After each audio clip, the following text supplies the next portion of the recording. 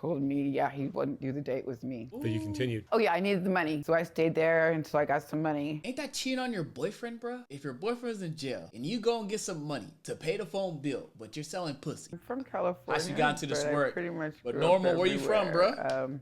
Where you tapping in from, pretty man? much in the Valley and then Orange County. Thank you for the follow, too. Then my mom got divorced and we moved like to the South Central. South Central kind of? Yeah, like the more, I guess, the Rolling 60s area.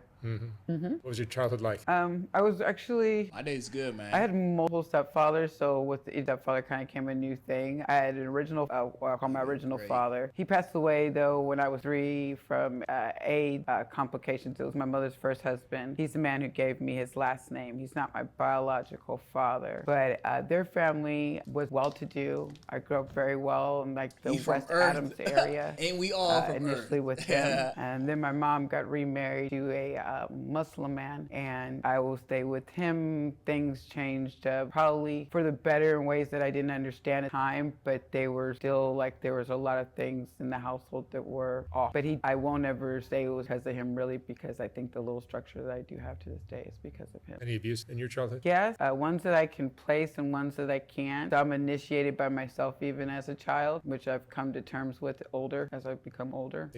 Girls grow up fast in the hood, don't they? Yeah. Hey, yo, chat, how y'all feeling that whether green or not hair, you're used to man? playing with dolls, but men are talking about other things to you, or I think that's how that goes, or some kind of trauma comes in, and then that changes your whole mind. What age were you when you lost your virginity? I think I was just about to turn 16, or yeah, about to turn 16. Oh, that's not that out of control. Oh yeah, I know. I kind of kept it, I think, because of the influence of my stepfather. I look it up normal. The Islam kind of mildly. She got that kicked in, she-go but look. That time my mom had divorced him or separated from him. Yeah, there's so I definitely pretty pain. much was able to do what I wanted. For a fact, there's or pain in was- her voice, bro. Yeah, wasn't She's been underneath through his a thumb. lot, you could tell. What kind of girl were you in high school? Initially, I was an honor roll She a student at whole Westchester ass High School, and before it Snow, was you funny, over, bro. I was pretty much hanging out with the other children that were not focused on school. So I kind of went from a kid that was scared to even go into the cafeteria for fear of the popular kids and other children, because I was kind of the nerdy child and didn't have that many friends, and I would hang out and do my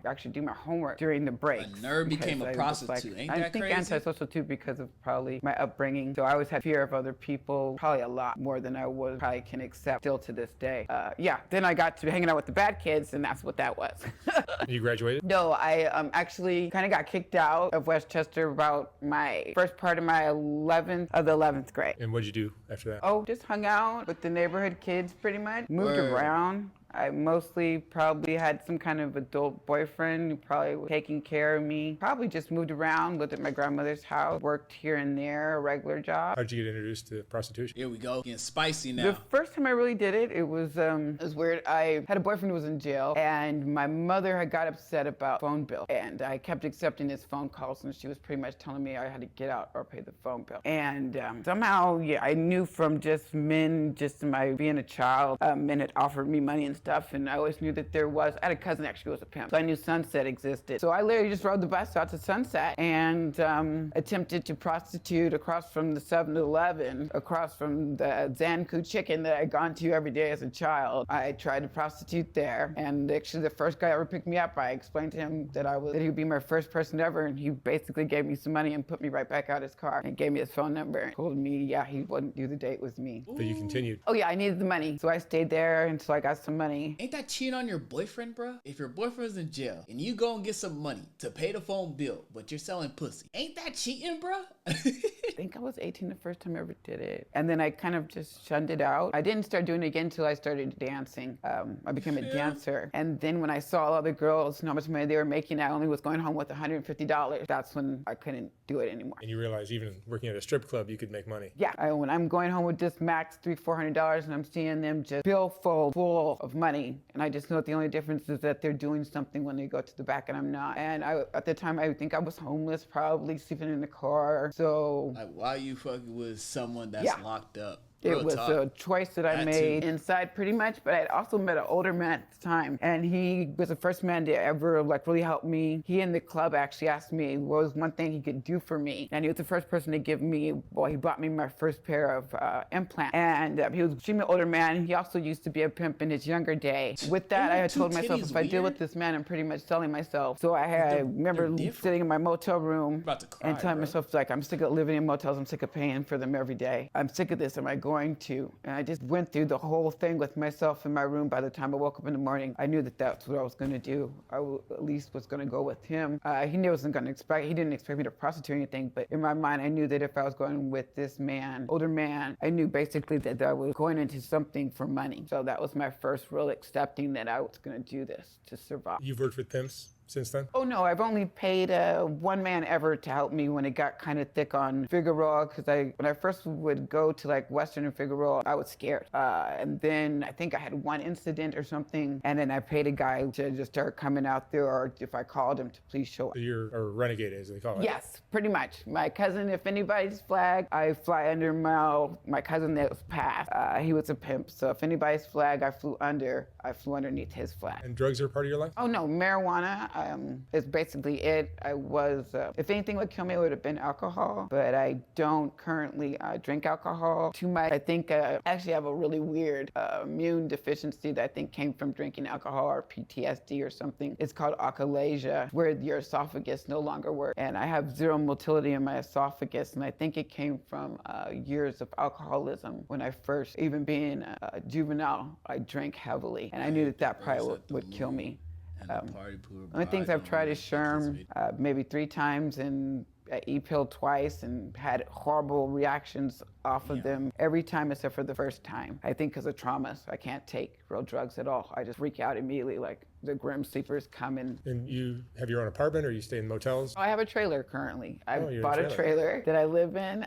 It's currently I'm living down like in Gardena in the trailer with the rest of the community. It's over there off of Redondo Beach, but the sheriff is pushing us out literally on the 21st. So I got to figure out where I'm going to take my trailer and move it homes to. and Do you have kids? homelessness. I And have stuff. one daughter. She is 23 this year. 23. You're older than I thought you were. Oh yeah, I'm 41. You're 41. Yeah. A lot of people get kind of taken aback by You that. could have told me you were 23 and I would have bought it. Thank you. Wow. Yeah, people kind of get taken aback. They're like, what? Yeah, no, I was born in 81.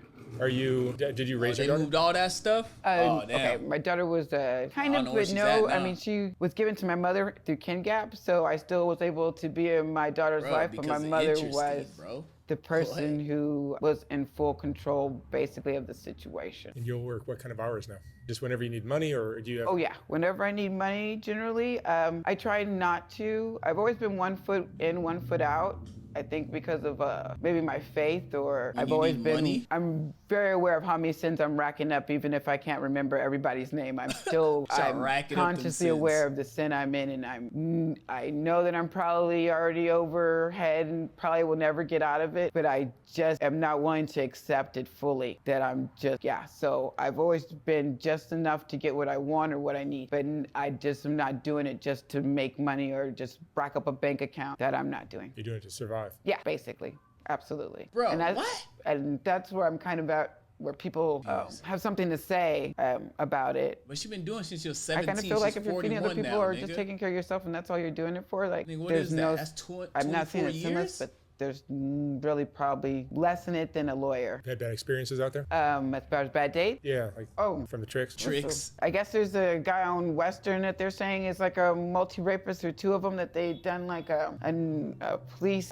They did a news thing about it, but I believe that I'm one of his victims too, because they told me I was, but I'm not quite sure. And I did a date with him. He pulled out a pistol. I literally was chuckling. My cousin had just been killed maybe 2 weeks prior. I kind of, when it happened, I just kind of just checked it off. Like I can just check this one off. Like I've had so many things happen to me in my life. I've been raped many ways. I've never at gunpoint. So that was just like, check the box. And I actually was just chuckling when he pulled it out. I think he was in shock that like I was saying, okay, babe, That's you wild. want me to do it like this? And I think he was taken aback. He was flagellant. I think because it wasn't working out. That wasn't the reaction he wanted to get turned on, so therefore it didn't work. I think that worked out for me, and I think also speaking to him prior, I think helped me out because he started asking me questions before he did this to me, and I just told him the truth. It's like, oh, no, I'm just here because I have to take care of my kid, and I have a baby's father that's passed, and no, it's not correct. And I think from that, I don't think he went full throttle on me like he was. I could kind of see a couple times he was just kind of leaning back, just trying to like take in his situation, like what is really going on here? So,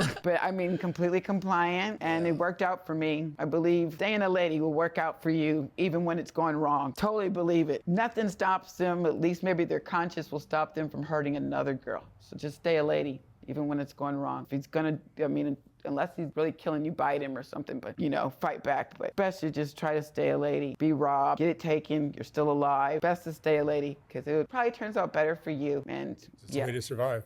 yeah. Being a lady really does work. People discount it, and men take it from you, and I will admit that. I know I've had it taken from me quite a few times. I haven't always been a lady. It's very hard to retain it and hold on to it here, but you've got to because it is like a survival tool here. Take care of my guy. Despite I'll check the out that fact one that, rapper you was talking you might about get later on tonight. Knocked around a little. Take care of yourself too, man. Be blessed. What kind of guys Stay do you blessed, typically man. pick up? Black men are extremely attracted to me. I think the black is being skinny with these chi-chis and kind of black Barbie thing hits them. And usually it depends on the area. I think I do well with all people, to be completely honest. I don't have a particular group of men I think that like me. I think all men like me or care for me. So I find on Fig, I have a lot of black men that stop for me, which is supposed to be iffy about, but of course, and Latin men, of course, are there. But when I'm like in Orange County, you know, Latin, Caucasian men or something, if they're there. But yeah, same thing. I think it's just wherever's there. But I do find I kind of get swarmed. That black and white picture you be taking, that shit. Tell me they're out of pocket. Clean, they just want though, to talk you know to what me. I mean? I'll be like, okay, you're not supposed to do this. So yeah, that kind of stuff. How does this work affect you emotionally? I think because I'm truthful with myself and with my relationship with God, I'm truthful about it. The emotional part is probably She got just some long arms, the bro. fact I put myself through all this. I think it's the hurtful part. Taking responsibility for hurting yourself, I think, is the most hurtful part of it for me. Because I know I'm smarter. I know I could have made better choices. I know that something in me doesn't want to work a regular job, and I don't want to be around people. Like, I'm not functional on that level intimately, yes, but as far as groups and women and certain things, I just know that I'm just like, it doesn't work. I don't mix well because I think because I've been so long in a subculture, when I have to be like mainstream in certain things, and I don't care to fit in either. So I think that's kind of another thing about me. I'm okay with who I am. Would you consider yourself addicted to this lifestyle? You've been doing it for 24 years, man. I think if anything, I'm addicted to the fact, because I grew up maybe with the feeling of not being attractive, I'm addicted to being told I am. I think the confirmation. Oh, damn, that makes sense for women. He said, you like doing this because it makes you feel like you're pretty. You were told you're not attractive? Growing up, I was kind of like the 18-year-old we just saw the last episode on. You're very attractive. Oh, thank you. She said she liked when people Thank you for saying that. And I know I have to learn how to tell people thank you because I've actually read books about myself. And I've learned that I kind of just, in and out one area, am I even consciously accepting that when people tell it to me? I think it's like when someone tells you good morning or something. I took it just that easy. Like if someone told me good morning, have a good day. It's just like something you say, just to be polite. Taken a while, and I think still to this day, for me to truly get that in my head because I didn't have a mother that enforced that. I didn't come from a family that did. I grew up in a family full of half-breeds, and I'm the only one practically with a full black father and coarse hair. So I grew up believing that, no, there was something different about me. I had a grandfather who called me the colored girl. And I love this grandfather too. So this is a man I love to death, and I would give my arm to bring back. Right now. My mother's a half-breed. My grandfather is Caucasian. I don't know what exactly, but the Ancestry.com says Irish. From what I'm spit in the cup is 30% for me, so I don't know what my mother actually is because she has not spit in the cup. But I had a Caucasian grandfather that used to tell my mixed cousin, go get the colored girl. That's racist as fuck, yeah, so bro. for me, long time, it was an imprint that there was something different about me than them, or that there was something wrong with me. And I think my mom even had it too, because I have a brother and he's darn near white, and he was treated differently. It's a shame how often parents fail at building self-worth in a child. Hey. Yeah, I think though, Yeah, I that said everything's Pain learned. was in her voice. Hell yeah. So I think that unless they learned it, then they're truly cruel if they knew how to do it. But if they never were taught it either, then it's just a sad situation. Is it just a cultural thing in the hood that you just don't, no one ever learns how to build self-worth in their children? I believe that, yeah, if thought of like we're reflections, everybody is a reflection of everybody. So it's almost like how you treat them.